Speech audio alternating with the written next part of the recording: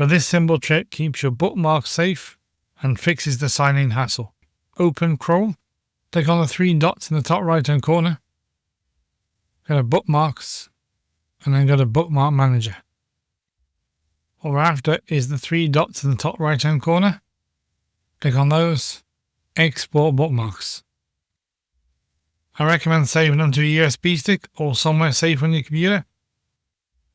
It's got today's date on there as well. I put Chrome on the end just so I know which browser I exported it from. Click on Save. Once your bookmarks are safe, click on your icon up here. Go down to Manage Chrome Profiles. Should see this screen, but if you want to make this permanent, click on the three dots here. Click on Delete. It gives you a warning it will delete your browsing history, sign-in methods, bookmarks and autofill data. Just click Delete. Three dots again. Click Delete. Should say Person 1. You can rename this if you want to. I'm going to leave it on Person 1. So when you close Chrome again, open it back up. It's like a fresh version of Chrome. I'm going to say no thanks to this, just for this tutorial. Press got it. I'm going to put it on full screen so you can see what I'm doing.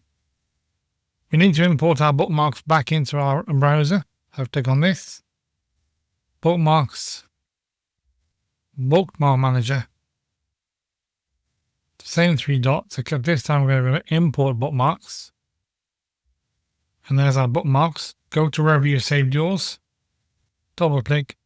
And there's all our bookmarks restored. Your bookmarks are now safe. And you're now free from forced sign-in and the password hassle. So just to recap, export your bookmarks, delete your profile, reopen it as Person 1, re-import your bookmarks, you're all done. If this hack saved you some time and frustration, smash that like button and subscribe for more Chrome profiles, for more Chrome and Windows tricks every week. Catch you in the next one.